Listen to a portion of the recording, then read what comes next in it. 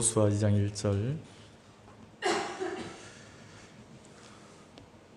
눈의 아들 여호수아가 시딤에서 두 사람을 정탐으로 가만히 보내며 그들에게 이르되 가서 그 땅과 여리고를 엿보라 하매 그들이 가서 라합이라 하는 기생의 집에 들어가 거기서 유숙하더니 혹이 여리고 왕에게 구하여 가로되 보소서 이 밤에 이스라엘 자손 몇 사람이 땅을 탐지하러 이리로 들어왔나이다.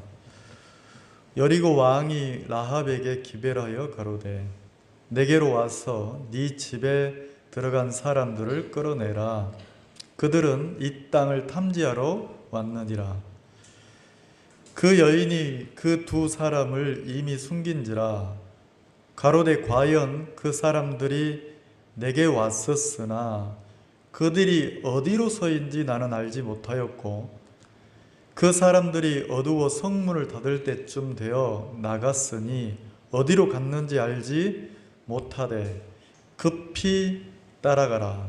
그리하면 그들에게 미치리라 하였으나 6절 실상은 그가 이미 그들을 이끌고 지붕에 올라가서 그 지붕에 벌려놓은 산대에 숨겼더라. 그 사람들은 요단길로 나루터까지 따라갔고 그 따르는 자들이 나가자 곧 성문을 닫았더라. 두 사람이 눕기 전에 나합이 지붕에 올라가서 그들에게 이르러 말하되 여호와께서 이 땅을 너희에게 주신 줄을 내가 아노라.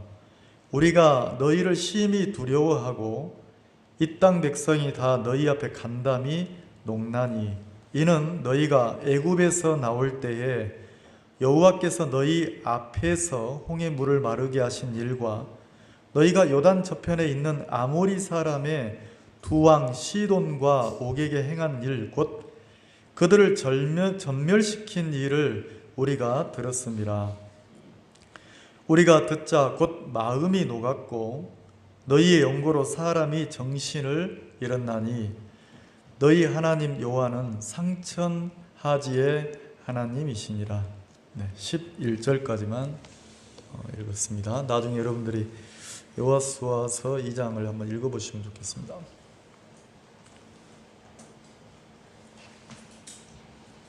작은 습관인데요. 사람마다 습관이 있잖아요.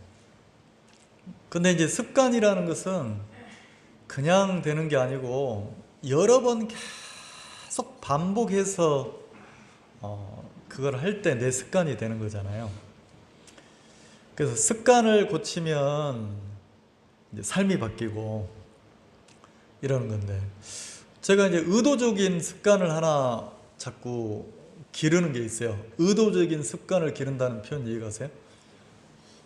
나는 별로 안 좋아하는데 그냥 내가 일부러 내 마음이 그것을 생각해서 의도적으로 습관을 기르는 것 중에 하나가 성경 보는 거예요. 그리고 이제 기도하는 거예요. 아니 무슨 목사님이 성경 보고 기도하는 거를 의도적으로 저런다 하지? 왜냐하면 내가 성경 보기를 좋아하는 게 아니고 그냥 다른 쪽에 내 마음이 막 이렇게 흘러가기를 좋아하는 나를 보는 거예요. 그리고 내가 막 이렇게 한 사람 한 사람 놓고 어떤 일을 놓고 기도하기를 좋아하는 게 아니라 이 마음이란 놈이 내 마음이 차라리 멍 때리고 있지 기도를 안 좋아하는 나를 보는 거죠. 그래서 의도적으로 이렇게 저녁에 잘 때 성경을 보고 자든지 아니면 또 이렇게 이어폰을 끼고 말씀을 듣고 자든지 아침에 일어나면 이제 의도적인 습관이죠. 의도적인 습관이란 표현 이해가세요? 자연스럽게 되는 게 아니고 습관은 자연스럽게 되는 건데 내가 의도적으로 이제 성경을 피고 성경을 읽고 이러는 거죠.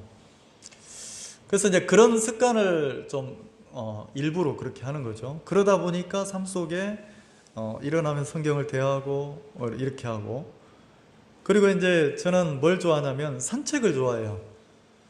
뭘 어딜 가서 막 뭘 먹고 뭘 즐기고 이런 것보다 좋아하는 게 뭐냐면 자연 속을 이렇게 거니는 걸 좋아해요.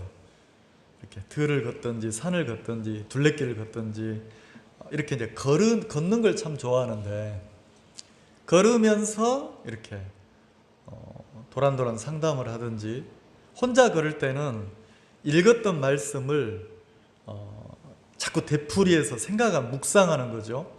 이미 읽어놓은 걸 이제 걸으면서 읽을 수는 없으니까 이렇게 이제 읽었던 말씀을 다시 꺼내서 생각하고 묵상하고 이런 습관이 있어요.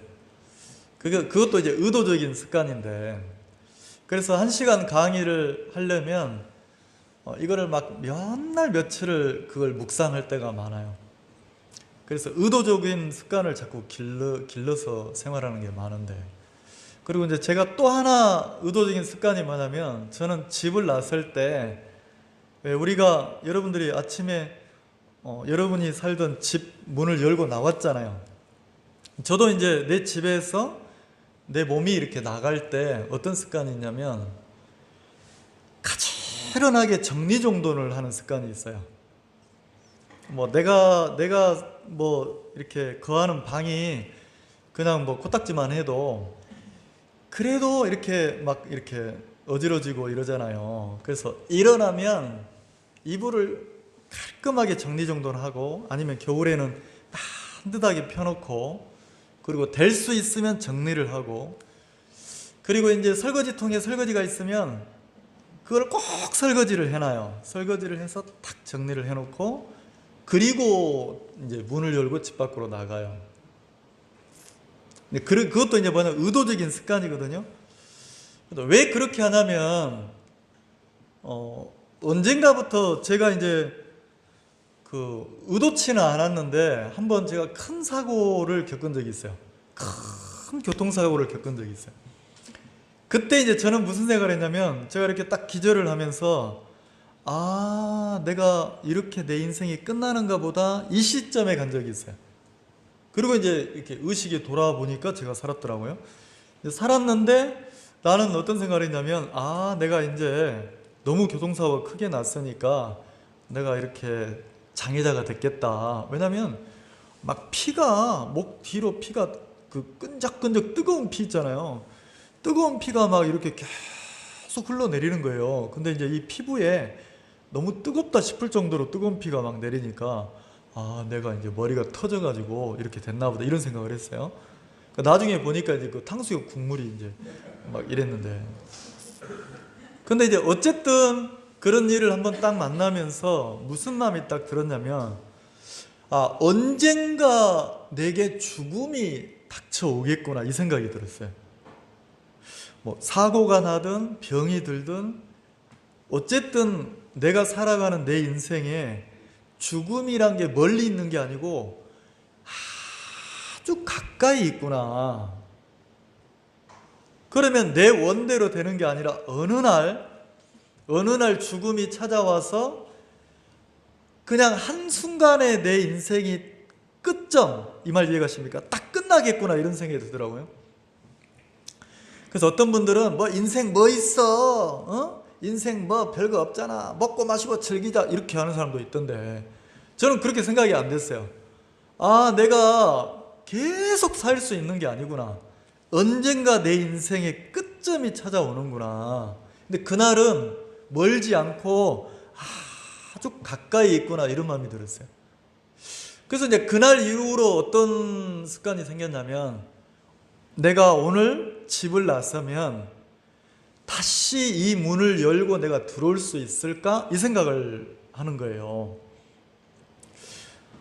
내가 사는 집에 내가 나갔는데, 일 보러 나갔는데 하루 종일 일을 보고 내가 다시 이 문을 열고 집으로 들어올 수 있을까? 어쩌면 내가 이 문을 못 열 수도 있겠다, 이 생각이 들더라고요.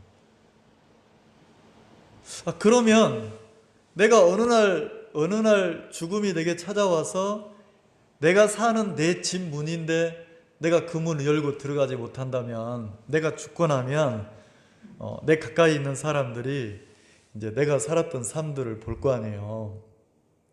근데 보니까 껍데기는 직업이 목사락하면서 막 방이 막 그냥 이불이고 옷이고 막 머리카락 막 산발 남발하고 막 개판이고 막 이러면 모르겠습니다. 제 마음에 야, 이분은 그냥 어떤 말하고 삶하고 너무 다르게 살았구나, 이런 평을 듣겠는 거예요.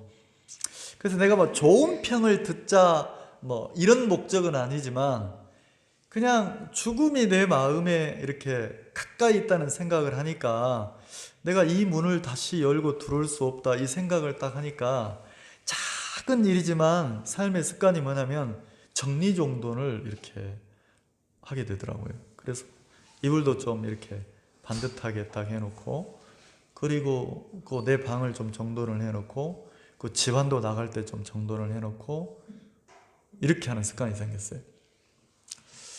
그래서 저는 이제 어떤 생각을 어떤 기도를 또 하냐면, 언젠가 한 번은 죽음이 찾아오잖아요.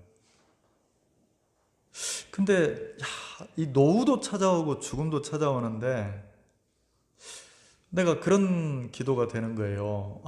내가 지금까지 살았던 건 젊은 시절을 살았고, 물론 저보다 이제 연배가 많으신 분은 나이가 몇 살 먹지도 않아놓고 저런 살 이럴지 모르겠지만, 뭐 도찐개찐이니까 곧 따라가니까 뭐 이제 여기저기 쑤시고 막 이럴 나이가 됐잖아요. 그러면 뭐 제 친구들도 이렇게 만나보니까 병원에서 진단이 안 나오는 병을 앓고 있는 친구분들이 계시더라고요. 참 열심히 성실하게 사시는 친구분인데, 한 번씩 이렇게 자기 마음의 표현을 하실 때, 친구인데도 이제 정 목사님 이러면서 자기 마음을 표현할 때 막 너무 아프시다는 거예요. 근데 병원에 가면 병명이 안 나온다는 거예요. 근데 제가 볼 때 왜 아프냐면, 진짜 막 앞뒤 안 돌아보고 인생을 막 몸을 무리해서 쓰니까 더 많이 아픈 거잖아요. 근데 이제 그렇게 아프기 시작하면 우리가 이제 노후가 시작된 거잖아요. 그래서 어떤 마음이 좀 드냐면, 모르겠습니다. 이게 신앙하고 얼마나 큰 관계가 있는 이야기인지 모르겠지만, 저는 신앙이 삶이라고 생각하니까, 무슨 이렇게 이론이나 지식을 많이 배우고 알아야, 머릿속에 뭔가를 많이 저장해야 신앙이 좋다 이렇게 말할 수는 없잖아요. 왜냐하면 우리 어머니가 글도 모르지만 내가 어릴 때부터 교회를 나가서 하나님을 섬기고 또 구원받고 복음을 섬기고 이럴 때 뭐 이론이 아니고 삶을 주님 앞에 드렸거든요. 삶 전체를. 그래서 저도 이제 그런 생각을 해보는 거예요. 목사로서 어떤 이론이나 지식이나 이것도 필요하지만 내 삶의 방향이 어디를 향하고 있는가.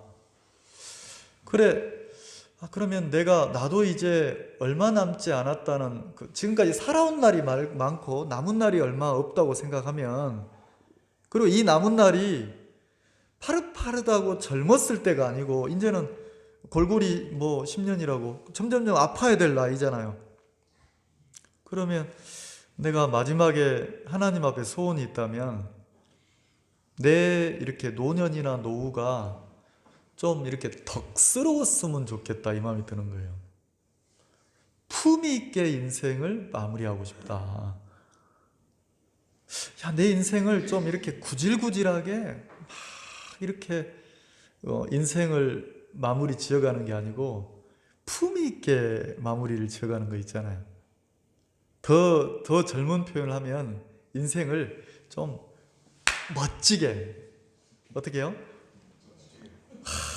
참 내 인생 멋지게 살다 갔다 이런 것처럼 품위 있게 또 아름답게 이렇게 멋지게 이렇게 인생을 그려가다가 인생을 마무리를 짓고 싶은 거예요. 그러려면 제가 어떻게 살아야 되나 이런 생각을 해보면 다른 거 없더라고요. 그리스도인으로서 하나님 앞에 내가 덕스럽게 사는 거 말고는 없다. 제가 하나님을 믿고 신앙인으로 살기 전하고, 그거 막 교회를 다니는 거 말고요, 어릴 때부터 교회를 다녔으니까 내 마음의 초점이 어느 날 내가 복음을 듣고 구원을 받고 난 이후에 누가 가르친 건 아닌데 내 마음에, 내가 하나님을 내 마음에 모시고 나서 영접한 거죠. 하나님을 모시고 나서 내가 신앙인으로 인생을 딱 살게 된 계기가 있어요. 근데 그날 이후로 내 삶의 방향이 완전히 달라졌단 말이에요. 그래서 인생을 이렇게 살아왔는데, 제가 이제 그 기점을 이렇게 생각해 보면, 내가 복음을 듣고 구원을 받아서 하나님을 믿는 신앙인이 되고 나서부터 또 내 마음의 내적인 갈등이나 싸움이 뭐였냐면, 그 전에는 제가 교회를 다니고 이랬어도 옛날에는 어떤 마음이 많았냐면, 좀 내가 인정받고 싶은 마음 있잖아요. 이왕이면 친구들하고 있으면 내가 친구들 사이에서 인정을 받고, 내가 세워지고, 그 다음에 내가 높아지고, 이러고 싶은 마음이 참 많았어요. 그래서 인정받고 싶던 마음 좀 이해가십니까? 그래서 이왕이면 내가 어떤 단체나 어떤 친구들이나 어떤 무리 속에 있으면 내가 이렇게 평이 좋아지고, 내가 돋보이고, 그 다음에 내 목소리가 어떻게 하고 싶어요?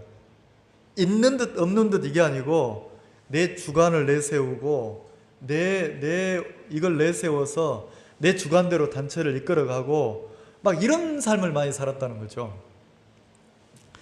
근데 내가 이렇게 하나님을 정확하게 만나고 나서 그 이후로 내가 계속 성경을 배우면서 하나님이 내게 가르치는 건 뭐냐면, 내가 점점 커지는 게 아니고, 그 세례 요한이 말한 것처럼 나는 쇠하여야 하겠고, 세례 요한이 이랬거든요.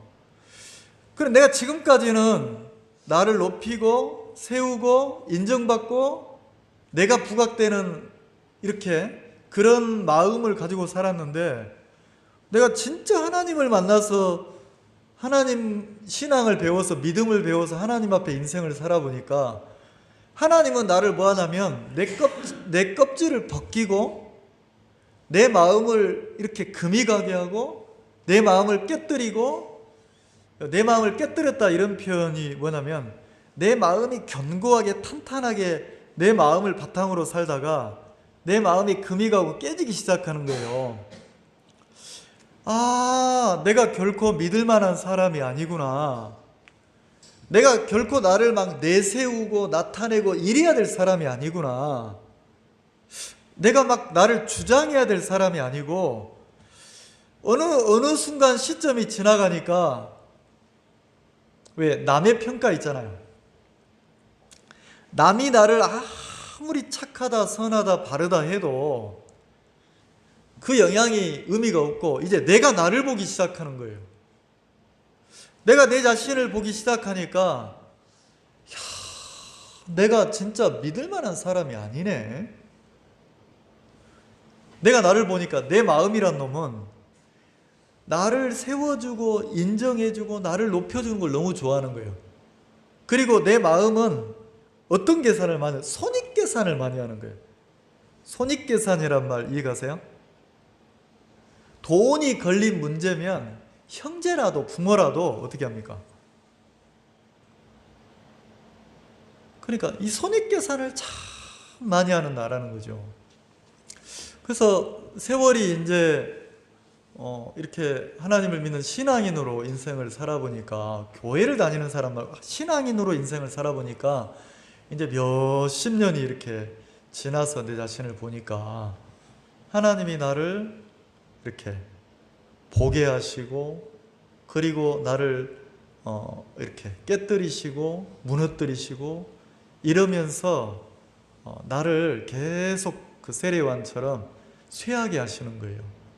그리고 그 자리에 말씀이 세워지고 또 하나님이 세워지고 교회가 세워지고 이렇더라는 거죠. 근데 이게 마음이라는 게 참 신비한 것 같아요. 마음이라는 게 세월이 지날수록 어떤 사람은 자기가 막 자기를 세우고 사는 사람이 있어요. 방향이.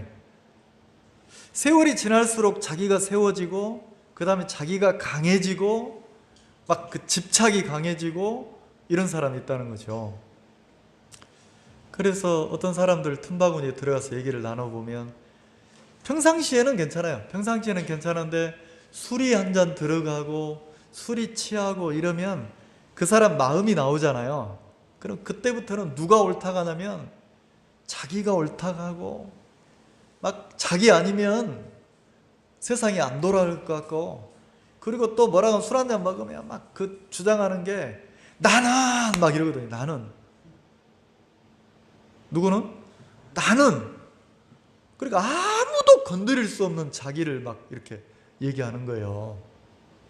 그러니까 방향이 자기가 막 무너져가는 삶을 사는 사람이 있고, 무너진다는 게 망한다는 게 아니고 자기를 믿는 데서 아까 어떤 분 간증하신 것처럼 내가 신앙을 안 했다면 한번 확 엎었을 건데, 여기서 확이 뭐냐면 힘이거든요. 그 핵 같은 거예요. 핵. 한번 터지면 다 날려버리거든. 내가 신앙을 안 했다면 확 한번 뒤집었을 건데, 내가 하나님을 믿는 신앙인으로 사니까 야 진짜 그 사람들이라 되니까 너하고 살았지, 이 표현이 어떻게 보면 억울한 표현인데 아 맞네 이런다는 거죠. 하나님이 너무 놀라운 거예요. 다른 사람을 보게 하는 게 아니고 내 마음의 모습을 보게 하고 나를 믿는 데서 나를 돌아서게 해주잖아요. 그런 게 참 놀랍더라고요. 제가 그 서울 강남에서 신앙할 때인데 그때는 교회가 4층 5층을 썼어요. 3층 4층을 썼나? 4층 5층을 썼는데 그 빌딩에 비해서 지하 주차장이나 지상 주차장이 너무 좁은 거예요. 오래된 얘기지만 그때 그 경비를 쓰시는 분이, 그 건물에 경비를 쓰시는 분이 두 분인가 계셨는데 완전 달라요. 이 두 분이 성향이 너무 다른 거예요. 한 분은 이렇게 덩치도 있고 키도 작고 똥똥하신 분인데 이분은 늘 싸워요. 주차하시는 분들하고 손님들하고 늘 싸우는 거예요. 근데 이분이 자기 아들 중에 하나가, 아들이 법원의 직원으로 근무를 하나 봐요. 서초동 법원에. 그래서 이분이 싸우면 늘 뭐라고 하냐면 내가 경비복 입고 있으니까 경비로 보여 이러거든요. 응? 내 아들이 법원에 근무하는데 내가 경비복 입고 있으니까 경비로 보여 막 이러시거든요. 한 번은 저하고 이제 우리 교회를 오신 그 부인이 막 다툼이 돼가지고 주차 때문에 다툼이 돼서 막 올라와서 도움을 요청해서 제가 내려갔어요. 제가 내려갔는데 이분이 막 화가 날 대로 나신 거예요. 그래서 그 이야기를 막 얼굴이 붉어져 저보고도 뭐라고 하냐면 내가 경비복 있으니까 경비로 보여 막 이러시더라고요. 그래 제가 그랬거든요. 아저씨 경비 맞는데요? 경비복을 입고 있어서 경비로 보이는 게 아니고 경비라서 경비복을 입고 있는 거라고.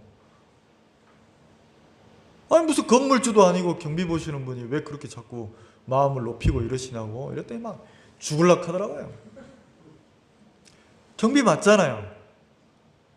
근데 이상하죠. 경비복을 입고 있는데 껍데기는 경비복을 입었어. 근데 마음은 어디가 있어요? 법원에 근무하는, 서초동 법원에 근무하는 아들이 돼 있어. 아들이 법원에 근무하는 건데 이상하죠. 내 아들놈 하나만 법원에 이렇게 근무하는 직원만 돼도, 아니면 내 아들이 청와대에 근무한다 그러면 아들 직업이지 내 직업이 아니잖아요. 근데 뭐가 높아져요?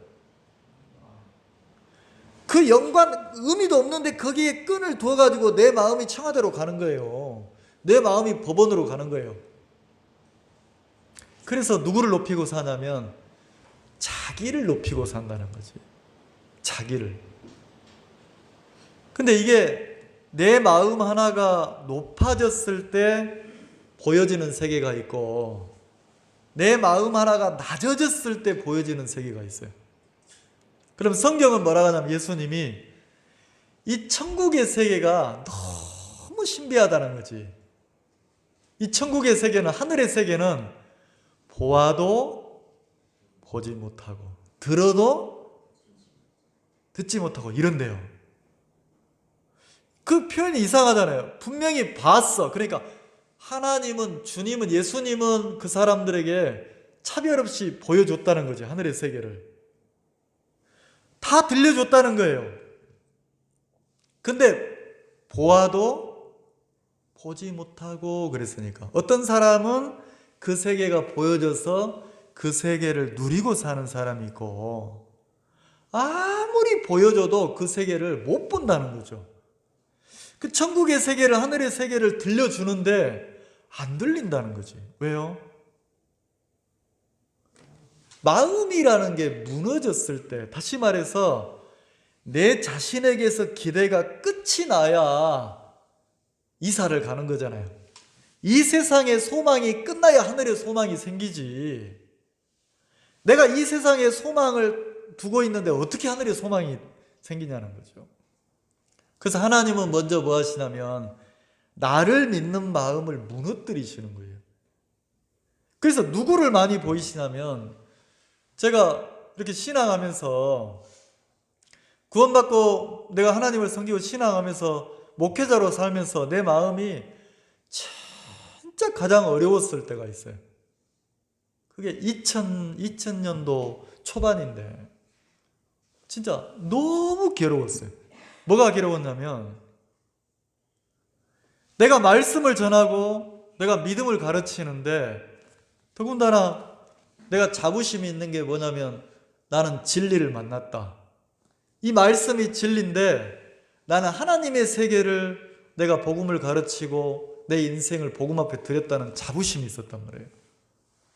근데 어느 날 내 마음이 내 자신에게 딱 갇힌 거예요. 그게 뭐냐면 요한복음 8장 한번 봅시다. 요한복음 8장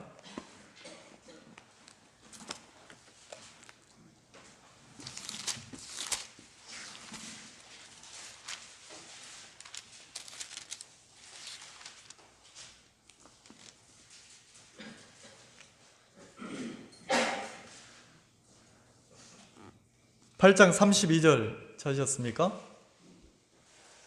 요한복음 8장 32절 같이 한번 읽어봅시다. 시작. 진리를 알지니 진리가 너희를 자유케 하리라.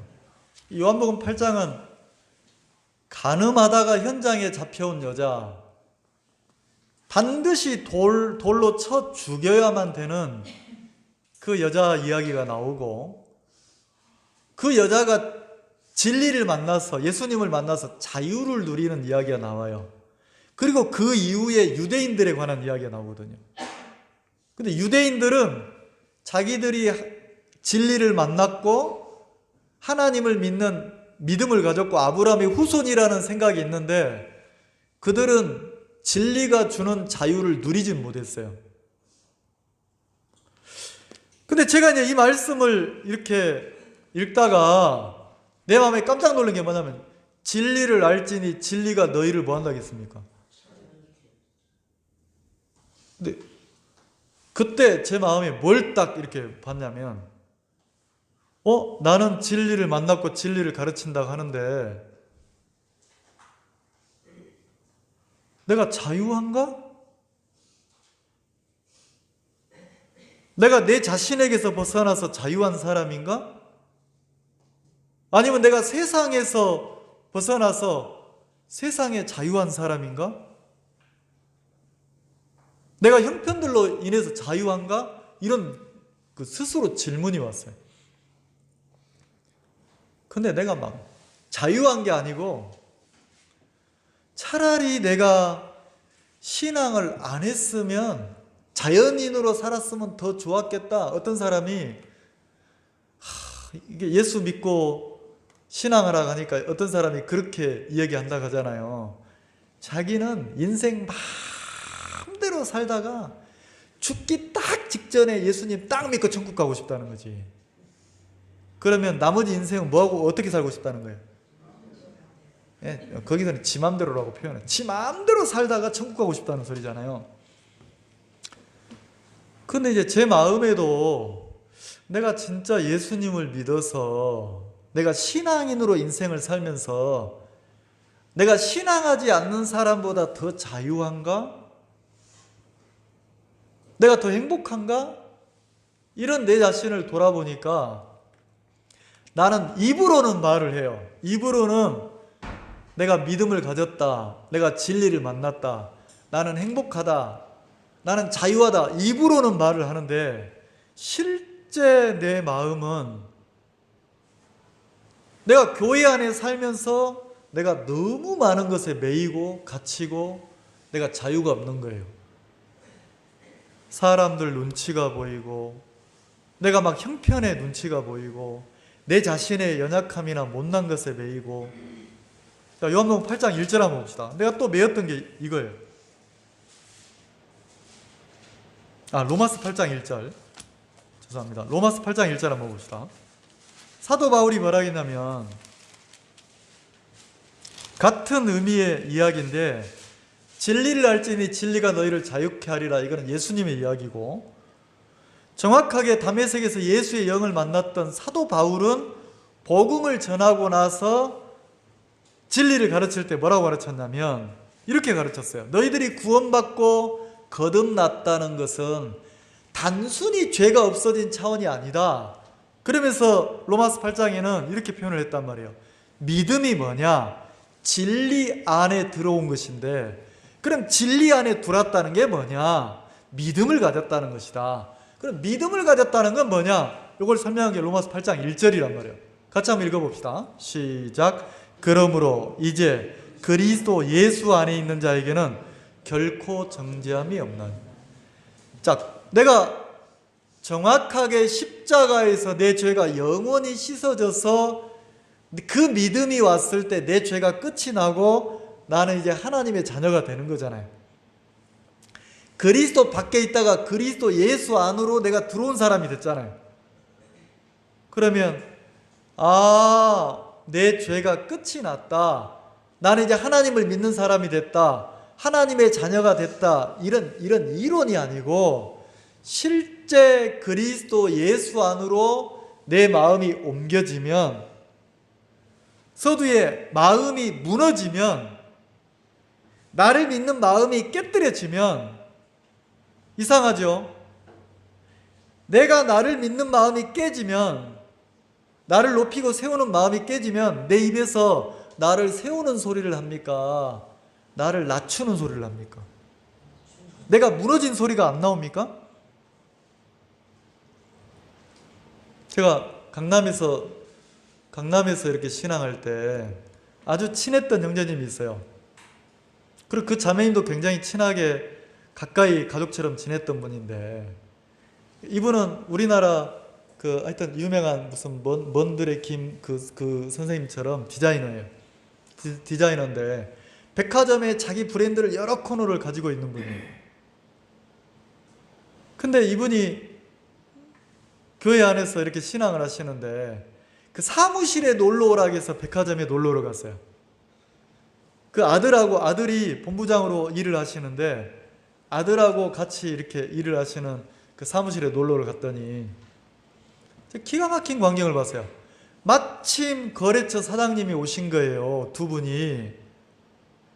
근데 그 자매님 되시는 그 사장님이, 두 분이 거래처 사장님이 오셨는데 소파에 딱 앉아서 대화를 하는데 자기 책상에 딱 앉아서 쳐다도 안 봐요.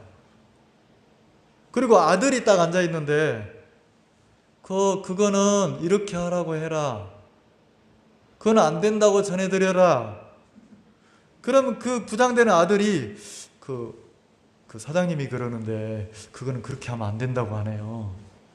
내가 기가 막힌 거예요. 자기가 얘기하면 되잖아요. 자기가 얘기하면 되는데 앞에 테이블에서는 이야기하고 있고 자기는 따로 자기 책상에서 그렇게 얘기를 하고 있는 거예요. 뭘 두는 거예요? 격을 두는 거잖아요. 격을. 왜? 말 붙일 수 없는 상대라는 거죠. 그러니까 뭐냐면 자기 격을 두고 자기를 높여놓고 있으니까 그런 표현이 나온 거잖아요. 만약에 내가 우리 집에서 제가 우리 딸 보고 내가 내 아내한테 엄마는 밥 먹으면 안 된다고 전해드려라. 그러면 우리 아내가 뭐라고 하겠어요? 아니 꼴값을 딴다. 꼴값을 딴다 하겠어요? 아이고 가짜라서 이래 안 하겠냔 말이에요. 그러니까 내가 내 마음이 어떤 위치에 올라가 있고 내가 세워졌을 때 나오는 표현이 있고 내가 무너지면 무너질수록 나를 나타내고 표현할 수가 없단 말이에요. 그러면 신앙이라는 것은 내가 무슨 어떤 몰랐던 말씀이나 이론을 많이 알아서 알면 알수록 내가 뭐 해야 됩니까? 내가 진짜 진리를 만나고 만날수록 내 마음이 믿음이 커지면 커질수록 내가 점점점 높아지고 세워집니까? 내가 무너지고 깨뜨려집니까? 내가 없는 세계로 들어가는 거예요. 내가 없는 세계로. 그래서 세례요한이 나는 쇠하여야 하겠고 그랬단 말이에요. 쇠한다는 거지. 그러면 내가 믿음이나 신앙의 세계를 깊게 못 들어갔을 때는 몰랐던 말씀 한마디로 내가 경험 못한 하나님으로 내가 하나님 한번 딱 경험하면 교회가 시끄러운 거예요. 내가 은혜 한번 입으면 은혜 입은 것 위에 나를 세워서 난리가 나는 거예요. 어리니까. 근데 1년 지나고 2년 지나고 10년 지나고 세월이 지나가면 내가 점점 강해지고 세워지고 높아집니까? 내가 깨뜨려지고 내려놔지고 무너집니까? 아까 뭐 연극 얘기했는데 내가 뭐 깜짝 속았어요. 깜짝 속아가지고 몰카를 해요. 내가 당했는데 어떤 자매님 두 분이서 내 앞에서 막 친구인데 싸우는 거예요. 나는 물에 빠진 고기 안 먹는데 저것이 나 못 먹게 하려고 내가 없는 사이에 물에 고기를 넣었다는 거지. 내가 막 기가 막힌 거예요. 신앙 안 나는 사람이 물에 빠진 고기를 먹니 안 먹니 그것도 남이 사준 고기를 먹으면서 그러고 있으니까 제가 아니 물에 좀 빠지면 어떻고 건지면 어떻습니까? 아무렇게 먹으면 되지 그랬더니 나를 막 내 말은 듣지도 안 하고 막 이러는 거예요. 그게 나중에 몰카인데 나는 그것도 모르고 다시 설명을 했어요. 아니 무슨 신앙하는 사람이 그걸 한 점 먹니 안 먹니 뭐가 중요하냐고. 기쁘고 좀 즐겁게 행복하게 제발 안 싸우고 좀 사이좋게 지내면 안 되냐고 그랬더니 웬걸 내가 이 자리 못 있겠다 하면서 핑 나가버리는 거예요. 근데 그 자리에 내가 주저앉았어요. 주저앉아가지고 아이고 미치겠네. 막 이게 마음이 툭 떨어지는 거죠. 깜짝 놀랐어요. 그 좋은 식사 자리에 막 먹고 있는데 먹다가 갑자기 한 사람이 승질내고 나가보니까 밥맛이 있어요? 깜짝 놀랐네. 내가 수저하고 젓가락을 놓았어요. 나 가야 되겠다. 이랬거든요. 근데 이렇게 낙담되고 딱 있는데 생일 축하합니다 이러고 들어오는데 케이크이고 지랄이고 막 미치겠더라고. 뭐 코딱지만한 케이크 하나 가지고 와서 사람을 막 간담을 녹이는데 미쳐버리겠더라고.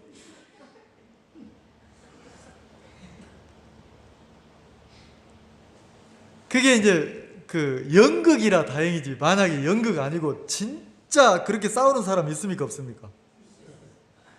음식을 먹을 때도 누구 입맛에 맞아야 돼. 집에서나 그러면 괜찮아요. 교회까지 와서 이게 내 입맛에 맞니 안 맞니 짜니 다니 싱겁니 뭐니 싱겁니 맵니 이러고 막 자기 기준에 안 맞으면 그걸 막 확 엎어뿐다는 거지. 누가 없게 만들어요? 내 속에 내 마음이란 놈이 다시 말해서 내가 커져 있고 세워져 있으면 어떻게 합니까? 다 엎어푸는 거예요. 그러면 신앙은 뭐냐면 자꾸 내가 무너지는 거라는 거죠. 근데 언제 내가 무너집니까? 하나님의 은혜로 내가 보여야 돼요. 야, 진짜 나는 내가 잘한다고 생각을 했는데 내가 나를 보니까 진짜 그 시동생들이나 되니까 너하고 살아줬지 이런 표현이 어떻게 보면 기가 막힌 노릇이잖아요. 근데 그게 보이니까 그렇네 이러고 자기가 한번 무너진다는 거지.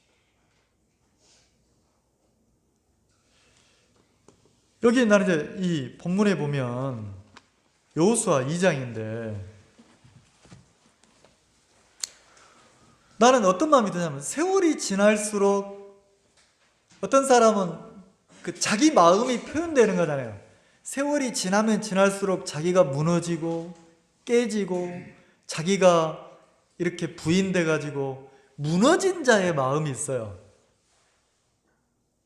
근데 어떤 사람은 세월이 막 지나면 지날수록 자기가 강해지고 자기가 세워지고 그 주님이 서야 될 자리에 자기가 딱 서서 자기 색깔이 나타나는 사람이 있다는 거죠.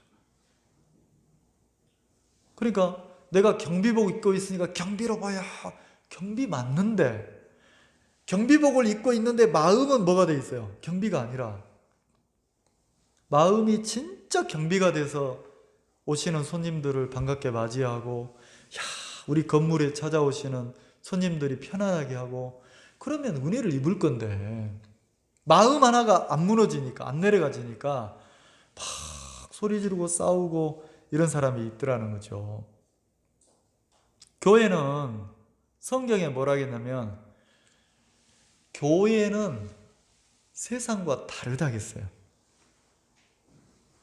이 교회는 음부의 권세, 다시 말해서 사단의 권세가 이 교회 안에 틈탈 수가 없다는 거예요. 그러면 세상은 사단의 권세 아래 있습니까? 없습니까? 있죠. 그럼 사단의 권세 아래 있는 세상은 어떻게 삽니까? 세상은 이 세상은 사단의 권세 아래 있는 세상 사람들은 전부 다 누구를 세워요? 자기를 높이고 자기를 세우고 자기를 막 내세우고 자기 옳탁하고 손익계산하고 이러잖아요. 근데 교회는 머리가 누구냐면 주님이에요. 주님, 예수님이라는 거지. 이 교회는 세상에 속한 게 아니고 하늘에 속했다는 거죠. 그럼 이 교회는 나를 세우고 나를 높이고 이럴 수가 없어요. 교회는 내가 무너지고 내가 깨뜨려지고 그래서 하나님이 인생을 통해서 뭐 하냐면 자기를 막 깨뜨리고 무너뜨리는 일을 하신다는 거죠. 그럼 지금쯤 되면 중년이 지나서 지금쯤 되면 내가 내 자신을 보면 보여요. 세상에서는 안 보여. 왜? 세상에서는 자꾸 안경을 씌워줘요. 뭐라고? 회장님, 사장님, 대표님, 선생님 잘했습니다. 이러니까 안 보이는 거야. 근데 교회 오면 대표라도 옷 벗기잖아요. 하나님이. 교회 올 때 세상 옷 입고 들어올 수 있어요? 없잖아요. 회장 옷 입고 못 들어온다는 거지. 그러면 내 영혼을 은혜 입기 위해서 하나님 앞에 딱 신앙인으로 오니까 다 벗고 주님 앞에 서보면 내가 보이는 거예요. 야, 내가 결코 나를 내세우거나 내가 막 큰 소리 치거나 내가 막 이럴 사람이 아니구나. 진짜 제가 요즘도 이제 그 이석증 증세가 있어가지고 좀 뭐 무리하거나 장거리 운전하거나 이게 귀가 여기서 막 간지러워요. 벌레가 있는 것처럼. 근데 아무리 긁어도 해결이 안 돼. 근데 조금 피로가 회복되고 나면 이거 없어지는 거라. 진짜 우리는 조그마한 세포 하나만 정상적으로 안 움직여도 건강하게 못 사는 거예요. 그러니까 우리가 은혜를 입고 살았고 앞으로도 은혜만 입고 살아야 될 사람들인데 교회는 내가 교회 안에 들어오면 세상에서는 내가 막 돈을 많이 벌고 이러면 다 높여줘요. 잘했다고.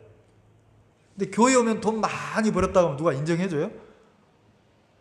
그거 두 번도 얘기 못해. 돈 많이 벌었다고 아이고 잘했네요 이러고 말잖아요. 두 번, 세 번 얘기하면 나중에는 째려보거든. 저 돈 많이 번 거 자기를 높이려고 하네. 은혜 입는 사람으로 가. 이러니까 세상과 완전히 다른 거예요. 음부의 권세가 틈탈 수가 없어요. 교회의 머리는 주님이라는 거죠. 사단의 권세가 틈탈 수 없는 게 교회라는 거지. 그러니까 이 교회 안에 들어오면 뭐가 됩니까? 내가 세상 것이 아닌 하늘의 것을 배우기 시작하는 거예요. 그리고 눈으로 봤는데 그 전에는 보아도 내가 누릴 수가 없었는데 이 교회 안에 들어와서 신앙인으로 살아보면 이제 하늘의 것이 보이고 그 보이는 그 하늘의 세계가 내 삶이 되는 거예요. 그리고 들리기 시작하는 거예요. 귀에 막 들리기 시작하는 거예요. 뭐라고 말합니까? 내가 세상 사람처럼 육의 길로 가려가면 내 마음속에서 하나님의 음성이 들려서 뭐라고 합니까? 야, 그 길 아니야. 너 결코 너 세우면 안 돼. 이런다는 거지. 그래서 세월이 지나면 지날수록 자기가 막 세워져서 나오는 소리가 있고 자기가 무너져서 나오는 소리가 있다는 거죠. 그럼 나는 이 여호수아 2장을 보니까 기생 라합이라는 여자가 나오는데 이 여호수아 2장 속에 여러분들이 한번 집에 가서 한번 라합을 묵상하고 보세요. 어떻게 이런 마음을 갖추고 있지? 어떻게 이런 마음이 만들어졌지? 나는 진리를 만나서 진리 안에 살면서 오랫동안 몇십 년이 지나도 진리가 주는 자유를 내가 못 누려서 막 괴로웠을 때가 있단 말이에요. 근데 하나님의 은혜로 그게 딱 보여지니까 진리 안에 들어가니까 벌거벗어도 내가 부끄럽지 않는 세계로 더 이상 내가 조건될 수 없는 세계로 들어가니까 너무 행복한 거예요. 이 여호수아 2장에 자, 가나안 땅에 들어가기 전에 가나안 그 요단을 건너서 가나안 첫 성이 뭐냐면 여리고성이에요. 이 여리고성을 무너뜨려야만 가나안으로 들어갈 수가 있는데 이 여리고성을 무너뜨리기 전에 여호수아가 뭐 했냐면 정탐꾼 둘을 보냈다는 거죠. 둘을 보냈는데 여리고를 정탐하러 탐지하러 들어갔는데 그 정탐꾼 2명이 어디로 들어갔냐면 2장 1절에 보면 눈의 아들 여호수아가 시딤에서 2 사람을 정탐으로 가만히 보내며 그들에게 이르되 가서 그러니까 여리고를 엿보라는 거죠. 그 땅과 여리고를 엿보라 하매 그들이 가서 라합이라 하는 창녀의 집에 들어가니라. 기생의 집에 들어가니라 이랬어요. 그러니까 라합이라고 하는 여리고에 다른 사람은 안 나와. 이 여리고 성이 난공불락의 성이고 굉장히 견고하고 큰 성이란 말이에요. 다시 말하면 여리고 그러면 자부심이 이 가나안의 가장 견고한 성이라는 거죠. 그러면 여리고를 대표하는 사람들이 많을 거 아니에요. 근데 이 성경에는 여리고 성을 대표할 때 점령할 때 딱 한 사람 나와. 누가 나옵니까? 창녀 라합이 나오는 거예요. 기생, 창녀 라합이 나온다는 거지. 근데 이 기생의 집이 어디에 있어요? 성벽 위에. 여리고 성은 성벽이 이제 겉벽이 있고 안에 성벽이 있고 또 이렇게 돼 있는데 겉 성벽이 두께가 2m래요. 2m. 그리고 그 안에 성벽이 두께가 4m라는 거죠. 그리고 이 여리고 성은 높이가 아파트 3층 높이에요. 그건 9m, 10m가 되는 높이란 말이에요. 근데 그 성벽이 넓으니까 성벽 위에 이 기생 라합 집이 있었다고 돼 있는 거예요. 그러면 저는 이제 기생 라합이니까 창녀 라합이니까 여러분 좀 제가 무시하는 건 아니고요. 적어도 술집에서 창녀라고 표현되어 있으니까 술 팔고 그 다음에 몸도 팔았다는 증거 아니에요. 그럼 여자가 술 팔고 몸 팔고 인생 기생으로 살 때 창녀로 살 때 자기 마음이 한번 다 선이 무너졌습니까? 안 무너졌습니까? 무너진 인생을 살았다는 거죠. 그러면 이 여자는 이제 뭐가 생명이냐면 돈이 생명이에요. 돈. 그래서 개처럼 벌어서 뭐 하려고 합니까? 개처럼 벌어서 돈 많이 벌어가지고 자기를 한번 이렇게 그 신분을 나타내려고 하는 거죠.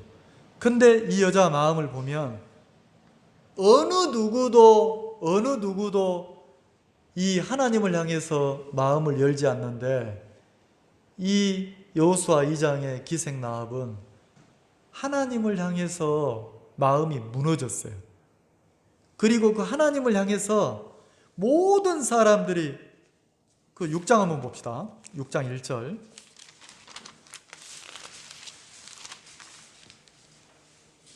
6장 1절이 여리고 사람들의 마음을 나타냈는데